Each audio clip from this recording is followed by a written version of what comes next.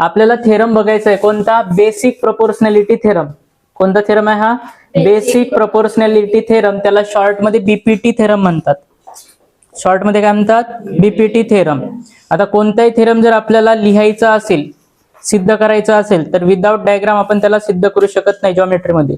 आता थेरम लिहिण्याच्या पण काही स्टेप्स आहेत, बरोबर. थेरम लिहिण्याच्या स्टेप्स आहेत. पहिली स्टेप, तो थेरमचा स्टेटमेंट ऍज इट इज आपल्याला लिहावं लागते. पेपरमध्ये दिलेला असतो स्टेटमेंट, किंवा तिथं जर असा क्वेश्चन विचारला, state and prove the basic proportionality theorem, मग असा प्रश्न विचारला तर तुम्हाला स्टेटमेंट पण पाठांतर पाहिजे. ठीक आहे. मग स्टेटमेंट काय आहे, if a line parallel to a side of a triangle intersects remaining sides into distinct point, then the line divide those side in same proportion. नसेल समजला, इथून फिगर वरून तुम्हाला समजेल. बघा, थेरम काय म्हणतो की एखाद्या ट्रायंगल मध्ये एखादी लाईन या प्रकारे, जशी पी क्यू लाईन आहे, हिला आपण ह्या लाईनला इकडे एल नाव पण देऊ शकतो. जशी ही लाईन एल आहे समजा, ठीक आहे. तर ही जी पी क्यू लाईन आहे किंवा एल लाईन आहे, ही लाईन त्रिकोणाच्या एका बाजूला काय पॅरलल आहे. कोणत्या बाजूला, बीसी ला. त्रिकोणाच्या एका बाजूला म्हणजे बीसी या साइडला ती पॅरलल आहे. PQ is parallel to BC. जेव्हा एखादी लाईन त्रिकोणाच्या एका बाजूसोबत पॅरलल असते, तेव्हा ती लाईन, जी लाईन पॅरलल आहे साइड सोबत, ती लाईन उरलेल्या दोन बाजूला दोन वेगवेगळ्या पॉइंट मध्ये इंटरसेक्ट करत आहे. ही जी लाईन एल आहे ती ए बी साइडला पी पॉइंट मध्ये इंटरसेक्ट करते, छेदत आहे, आणि एसी साइडला क्यू पॉइंट मध्ये इंटरसेक्ट करत आहे. अशा वेळी काय होते, हे जे लाईन आहे एल, हे या दोन साइडला सेम प्रोपोर्शन मध्ये डिवाइड करते. कशी डिवाइड करते, सेम प्रोपोर्शन मध्ये. सेम प्रोपोर्शन म्हणजे हा जो रेशो आहे ए पी अपॉन पी बी, हा इक्वल असेल कोणत्या रेशोच्या, ए क्यू अपॉन क्यू सी ह्या रेशोच्या इक्वल असेल. ठीक आहे, समजलं. साध्या मराठी भाषेमध्ये सांगितलं, जर त्रिकोणामध्ये एखादी लाईन त्रिकोणाच्या एका बाजूसोबत पॅरलल असेल, तेव्हा ती लाईन उरलेल्या दोन बाजूला सेम प्रोपोर्शन मध्ये डिवाइड करते. ठीक आहे. आणि या प्रकारचे क्वेश्चन पेपरमध्ये विचारले जातात. थेरम सुद्धा पेपरमध्ये विचारतो, म्हणून थेरम पण प्रिपेअर करायचा. थेरम लिहिण्याच्या स्टेप्स काय आहेत, पहिला स्टेटमेंट लिहून झाला, थेरम लिहून झालं. आता काय लिहायचं याच्यामध्ये, गिवन. नंतर काय लिहायचं, गिवन. आता गिवन मध्ये काय काय आहे, एक त्रिकोण आहे. गिवन मध्ये काय आहे, त्रिकोण आहे. लिहायचं, in triangle A B C. कोणता ट्रायंगल आहे, A B C. ABC triangle मध्ये काय दिसते तुम्हाला, पी क्यू पॅरलल आहे किंवा लाईन एल पॅरलल आहे. कोणासोबत, साइड बीसी सोबत पॅरलल आहे. मग आपण इथे लिहू शकतो, line L is parallel. Line L is parallel. पॅरललचं चिन्ह आहे हा. त्याच्यानंतर कोणासोबत पॅरलल आहे, parallel to side BC. Line L is parallel to side BC. चला, अजून काय दिसतं तुम्हाला. अच्छा, कोणत्या पॉइंट मध्ये इंटरसेक्ट करत आहे, ए बी साइडला पी पॉइंट मध्ये, एसी साइडला क्यू पॉइंट मध्ये. तो पण लिहू शकतो आपण याच्यामध्ये, line L parallel to side BC. ठीक आहे. आणि पॉइंट अँड इंटरसेक्ट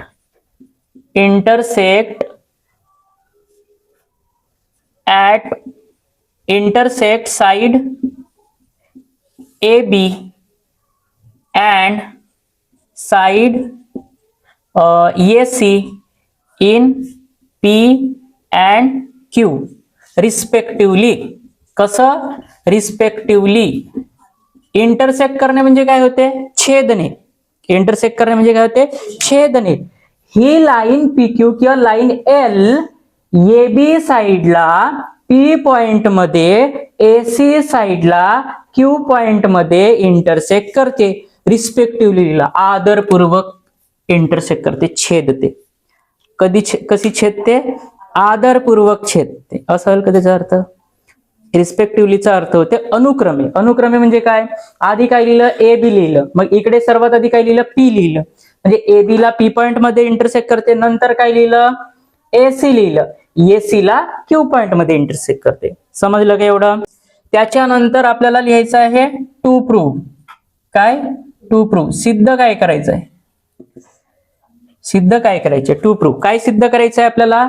आपल्याला हे इथं सिद्ध करायचं आहे की AP अपॉन PB हा रेशो AQ अपॉन QC च्या इक्वल असतो. म्हणजे दोन्ही रेशो सेम प्रोपोर्शन मध्ये असतात. मग याच्यामध्ये आपण लिहायचा AP upon PB is equal to AQ upon QC. हा इक्वल दाखवायचा आहे आपल्याला. हा आपला ध्येय आहे. हा आपला काय आहे? एम आहे. म्हणजे याच्यापर्यंत आपल्याला समोर पोहोचायचं आहे. ठीक आहे. मग याच्यामध्ये आपण बघा हा एक्स्ट्राचा डॉटेड लाईनने इथे कन्स्ट्रक्शन दाखवलेले. तर आपल्याला याच्यामध्ये कन्स्ट्रक्शन पण लिहावं लागेल.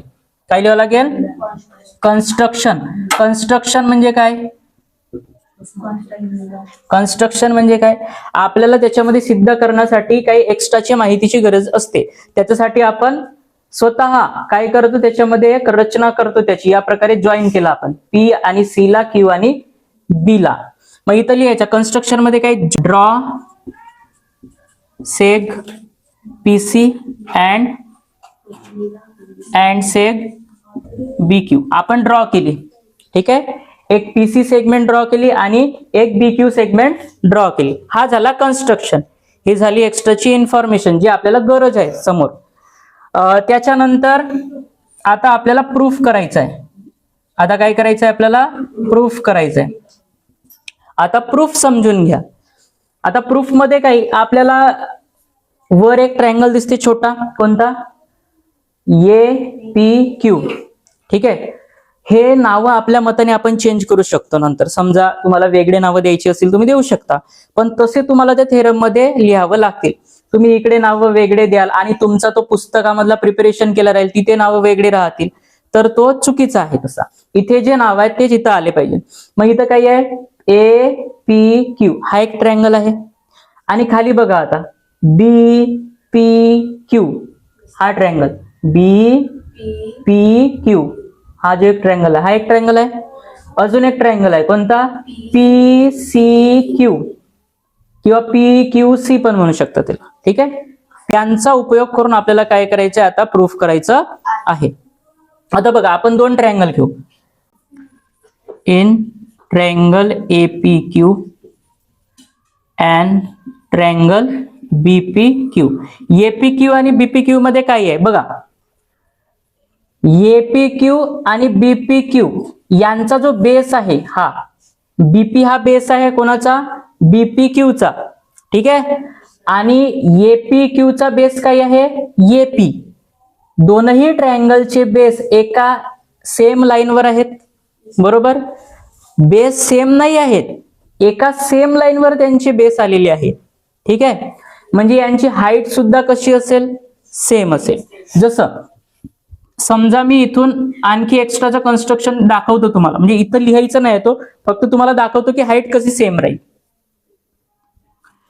जसा हा ट्रायंगल आहे APQ वरचा ट्रायंगल. त्या ट्रायंगल मध्ये मी ड्रॉ केले एक अल्टिट्यूड. इथं ड्रॉ केलं अल्टिट्यूड. आता ही झाली त्याची हाईट. कोणाची? APQ ची हाईट झाली. मग दुसरा ट्रायंगल कोणता आहे? BPQ आहे. मग तुम्हाला सांगितलं ऑब्ट्यूस अँगल ट्रायंगल मध्ये आपण एखाद्या अँगलची जी अल्टिट्यूड आहे ते बाहेर पण ड्रॉ करू शकतो साईडला एक्सटेंड करून. तर जसं हा ट्रायंगल आहे BPQ हा ऑब्ट्यूस अँगल ट्रायंगल दिसते. तर मी याला इकडे एक्सटेंड केला आणि त्याच्यावर त्याची हाईट ड्रॉ केली. म्हणजे APQ ची हाईट पण आहे ही आणि BPQ ची पण हीच हाईट आहे. म्हणजे दोन्ही ट्रायंगल मध्ये हाईट कशी आहे? इक्वल आहे, सेम आहे. बरोबर. मग जेव्हा हाईट सेम राहते तेव्हा एरियाचा रेशो कसा राहते? बेसच्या प्रोपोर्शन मध्ये राहते. तर ते आपल्याला याच्यात लिहायचं आहे. आपल्याला कोणते ट्रायंगल पकडायचे आहेत? दोन, APQ आणि BPQ. In triangle APQ and BPQ base AP and PB lie on the same side. एका सेम साइडवर दोघांचा बेस आहे. ठीक आहे. कोणाचा? APQ चा आणि BPQ चा. कोणता कोणता बेस आहे? AP and PB. BP किंवा PB एका सेम साइडवर आहे. आणि त्याच्यामध्ये काय आहे, इक्वल हाईट आहे दोघांमध्ये. कशी इक्वल आहे ते पण दाखवलं तुम्हाला, बुक मध्ये नाही दिलं आहे ते. ठीक आहे. Therefore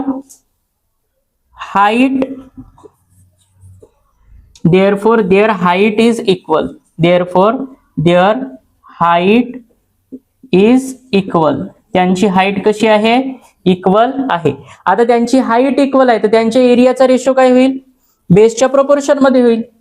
Therefore area of triangle APQ upon मध्ये area of triangle BPQ is equal to, सांगा काय आहे बेस, एक AP आहे आणि एक PB आहे, is equal to AP upon PB. मग इथं कारण काय द्याल तुम्ही, आता मी शॉर्ट मध्ये लिहितो, area is proportional to base. Area is proportional to base. Area is proportional to base. Area कोणाशी प्रोपोर्शन मध्ये आहे, बेसची प्रोपोर्शन मध्ये आहे. याला 1 नंबर देऊ आपण. ठीक आहे. त्याच्यानंतर दुसरा, आता दुसरे 2 ट्रायंगल कोणते आहेत बघा, PQC. आता PQC ट्रायंगल मध्ये पण सेम कन्सेप्ट, जसं APQ आणि BPQ मध्ये लागलं ना तसं सेम PQC आणि APQ मध्ये राहील. ट्रायंगल तोच. आता बघा P ह्या व्हर्टेक्स मधून मी इकडे एक अल्टिट्यूड ड्रॉ करतो. APQ ची ही अल्टिट्यूड झाली किंवा हाईट झाली, बरोबर. आणि PQC हा ऑब्ट्यूस अँगल ट्रायंगल आहे तर याची सुद्धा हाईट काय झाली, हीच झाली, सेम. ओके, समजलं. दोनही ट्रायंगलचा बेस एका सेम साइडवर आहे. कोणाला नाही समजलं, ठीक आहे. गणेश, या बाजूला जसं आपण लिहिलं सेम तसंच या बाजूला लिहायचं आहे. ठीक आहे. APQ ट्रायंगल आहे. आता मी या P व्हर्टेक्स मधून AQ वर अल्टिट्यूड ड्रॉ केला म्हणजे APQ चा हा काय झाला, हाईट झाला, बरोबर. सेम PQC हा ऑब्ट्यूस अँगल ट्रायंगल आहे. मग या साइडला ही जी QC साइड आहे हिला एक्सटेंड केलं इकडे, तर तिच्यावर आपण काय ड्रॉ करू शकतो, अल्टिट्यूड ड्रॉ करू शकतो. कोणत्या ट्रायंगल साठी, PQC ट्रायंगल साठी. ही जी हाईट आहे ही दोन्ही ट्रायंगल साठी आहे आणि ह्या दोनही ट्रायंगलचे बेस AQ आणि QC हे एका सेम साइडवर आहेत. बेस सेम नाही आहे त्यांचा, काय सेम आहे, हाईट सेम आहे. पुन्हा सेम, जर हाईट सेम आहे तर दोन्ही ट्रायंगलच्या एरियाचा रेशो बेसच्या प्रोपोर्शन मध्ये राहील. जसं याच्यासाठी लिहिला तसं सेम त्या 2 ट्रायंगल साठी लिहायचं आहे. ठीक आहे. नाव in triangle APQ and triangle PQC काय आहे याच्यामध्ये सांगा. सेम असंच लिहायचं, जसं इथं लिहिला ना यालाच कॉपी करून तुम्ही तिकडे लिहू शकता, फक्त नावं चेंज करायचे. बेस कोणता कोणता बेस आहे, base AQ and QC lie on same side. lie on same side, एका सेम साइडवर आहेत त्यांचे बेस आहेत की नाही. AC या साइडवर AQ आणि QC आहे ना म्हणून लिहिलं. मग सेम साइडवर त्यांचे बेस आहेत तर त्यांची हाईट पण कशी आहे, इक्वल असेल. Therefore their height is equal. Their height is equal. त्यांची हाईट कशी आहे, इक्वल आहे. आता हाईट इक्वल असते तेव्हा एरियाचा रेशो बेसच्या प्रोपोर्शन मध्ये असतो म्हणून आपण लिहू शकतो इथं एरिया ऑफ ट्रायंगल APQ, कोणता, APQ अपॉन मध्ये एरिया ऑफ ट्रायंगल PQC, बरोबर, इज इक्वल टू, सांगा बेस कोणते आहेत, AQ आणि QC. APQ चा AQ बेस आहे आणि PQC चा QC बेस आहे. मग इथे पण कारण का द्याल, area is proportional to base. याला आपण 2 नंबर देऊ. ठीक आहे. Area is proportional to base. आता इकडे बघा पुन्हा, आता लाईन L पॅरलल आहे BC सोबत, बरोबर. Line L is parallel to BC. मग जेव्हा 2 पॅरलल लाईनच्या मध्ये 2 ट्रायंगल असतात, 2 पॅरलल लाईनच्या मध्ये 2 ट्रायंगल असतात, असा एक एक्झाम्पल पण होता प्रॅक्टिस सेट 1.1 मध्ये, होता की नाही. 2 पॅरलल लाईनच्या मध्ये जेव्हा 2 ट्रायंगल असतात तेव्हा काय इक्वल असते, हाईट इक्वल असते. आणि हाईट इक्वल असते म्हणून त्यांचा एरिया सुद्धा इक्वल असतो. समजलं का. आता आपल्याला काय करायचं आहे, हे 2 ट्रायंगल पकडायचे, कोणते, BPQ आणि PQC. ठीक आहे. इन ट्रायंगल बीपीक्यू, पहिले आपण याला पॅरलल दाखवू. ठीक आहे. Line L parallel to side BC, हे कशावरून लिहिलं आपण? Line L is parallel to side BC कशावरून लिहिलं आपण सांगा? हे बघा इकडे आहे, कुठं? गिवन मध्ये आहे की नाही? Line L parallel to side BC, म्हणून इथे काय लिहिणार आपण? गिवन. इथे काय लिहिणार? गिवन. दिलेला आहे ना गिवन मध्ये, line L is parallel to side BC. मग जेव्हा दोन लाईन पॅरलल असतात आणि त्यांच्यामध्ये ट्रायंगल तयार होतात, तर त्यांची हाईट कशी राहते? इक्वल राहते. Triangle BPQ and triangle PQC are between कुठे आहेत ते? Two parallel line. Are between two parallel lines. दोन पॅरलल लाईन मध्ये ते आहेत. मग दोन पॅरलल मध्ये दोन ट्रायंगल आहेत, देअरफॉर त्यांची हाईट कशी राहील? देअरफॉर हाईट इज इक्वल, म्हणून त्यांची हाईट कशी आहे? इक्वल आहे. मग ज्या ट्रायंगलची हाईट, ज्या दोन ट्रायंगलची हाईट इक्वल आहे, त्यांचा एरिया सुद्धा आपण इक्वल दाखवू शकतो, पण ते ट्रायंगल पॅरलल लाईन मध्ये असले पाहिजे. ठीक आहे. Therefore area of triangle BPQ, ठीक आहे, is equal to area of triangle PQC. मग कारण काय द्याल इथं? Area of triangle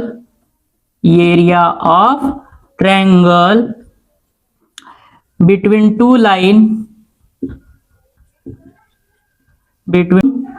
between two parallel lines. ठीक आहे. Area of triangle between two parallel line is equal. दोन पॅरलल लाईन मध्ये जे ट्रायंगल असतात त्यांचा एरिया कसा असते? इक्वल असते. ठीक आहे. आता इकडे बघा, first equation APQ upon BPQ आहे. Second equation APQ upon PQC आहे. याच्यामध्ये बघा न्यूमरेटर सेम आहे, एपीक्यू. इकडे बीपीक्यू आहे, तिकडे पीक्यूसी आहे, आणि इथे काय लिहिलेलं आहे? BPQ is equal to PQC आहे. म्हणजे बीपीक्यू आणि पीक्यूसी दोन्ही कसे आहेत? इक्वल आहेत. दोन्ही एरिया इक्वल आहेत. बीपीक्यू आणि पीक्यूसी दोन्ही एरिया कसे आहेत? इक्वल आहेत. मग याला आपण कसं लिहू शकतो? फ्रॉम 1 and 2, 1, 2 and 3 तिघांवरून आपण लिहू शकतो. 1, 2 and 3 हा रेशो इज इक्वल टू हा रेशो. इक्वल लिहू शकतो की नाही? कसं इक्वल लिहू शकतो ते पण सांगतो मी. एपीक्यूच्या जागेवर, इथे एपीक्यूच्या जागेवर किंवा बीपीक्यूच्या जागेवर मी पीक्यूसी नाही लिहू शकत का? इकडे लक्ष द्या. इथे बीपीक्यू आहे, तर याच्या ठिकाणी मी पीक्यूसी पण लिहू शकतो, कारण दोन्ही इक्वल आहेत. जर मी इथे पीक्यूसी लिहिलं तर एपीक्यू पण पीक्यूसी होईल. हा पण एपीक्यू पण पीक्यूसी आहे, म्हणजे लेफ्ट हँड साइड दोघांची सारखी होईल. जर लेफ्ट हँड साइड सारखी झाली तर राईट हँड साइड सुद्धा काय होईल? सारखीच होईल की नाही? म्हणून आपण इथं लिहू शकतो फ्रॉम 1, 2 and 3 तिघांवरून आपण काय लिहू शकतो? हे दोन्ही रेशो इक्वल आहेत असं लिहू शकतो. AP upon PB is equal to AQ upon QC. आणि हेच आपल्याला प्रूव्ह करायचं होतं. AP upon PB is equal to AQ upon QC. Hence proved. अशा प्रकारे काय केलं आपण? प्रूव्ह केलं.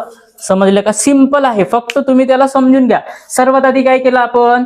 ट्रायंगल एपीक्यू आणि बीपीक्यू घेतलं. ह्या दोन्ही ट्रायंगल मध्ये दोन्ही ट्रायंगलचे बेस हे एबी साइडवर आहेत, म्हणून त्यांची हाईट सुद्धा इक्वल आहे. हाईट इक्वल असते तेव्हा आपण एरियाचा रेशो कसा दाखवतो? बेसच्या प्रोपोर्शन मध्ये दाखवलं. त्याच्यानंतर दुसरे दोन ट्रायंगल घेतले राईट साइडला, एपीक्यू आणि पीक्यूसी. ह्या दोन ट्रायंगल मध्ये सुद्धा सेम, दोघांचे बेस हे सेम साइडवर आहेत, हाईट इक्वल आहे, आणि म्हणून त्यांचा जो एरिया आहे तो बेसच्या प्रोपोर्शन मध्ये आहे. समजलं? मग आपण काय केलं? ह्या दोन पॅरलल लाईन मध्ये, जशी एल लाईन आहे आणि बीसी साइड आहे, लाईन एल आहे आणि बीसी साइड आहे, ह्या दोन्ही पॅरलल लाईन मध्ये दोन ट्रायंगल आहेत, बीपीक्यू आणि पीक्यूसी. सी. ह्या दोन ट्रायंगल मध्ये काय आहे, हाईट इक्वल आहे. लिहिला आपण हाईट इज इक्वल. मग हाईट इक्वल असल्यानंतर काय होते, त्यांचा एरिया सुद्धा इक्वल असते. एरिया सुद्धा इक्वल दाखवला आपण. मग BPQ is equal to PQC होते. ते इथं मी पीक्यूसी ठेवू शकतो. तर एपीक्यू अपॉन पीक्यूसी हा सुद्धा एपीक्यू upon PQC. Left hand side दोघांची इक्वल होते, तर राईट हँड सुद्धा आपण इक्वल दाखवू शकतो. म्हणून आपण लिहिला from 1 to and 3 AP upon PB is equal to AQ upon QC. अशा पद्धतीनं आपण BPT theorem, basic proportionality theorem आपण युज केलेलं आहे. याच्यावर क्वेश्चन पण विचारतात. इथे किती आहेत, 1 2 3 4 4 भाग आहेत. किती भाग आहेत, 4 भाग. 4 भागापैकी कोणतेही 3 भाग दिलेले असतात आणि चौथा भाग आपल्याला विचारते. तर बस आपल्याला त्याच्यामध्ये बीपीटी थेरम युज करायचे. या पद्धतीनं रेशो लिहायचा आहे. 3 व्हॅल्यू ज्या असतील त्या लिहायच्या, चौथी व्हॅल्यू क्रॉस मल्टिप्लिकेशन करून आपल्याला मिळत असते. इझी एक्झाम्पल राहते त्याच्यावर. समजलं का, कोणाला काही कन्फ्युजन आहे का याच्यामध्ये? बघा बुक मध्ये जसा लिहिलाय तसाच्या तसा नाही लिहिलाय. तर काही शब्द मी माझ्या मताने पण लिहिलेले आहेत.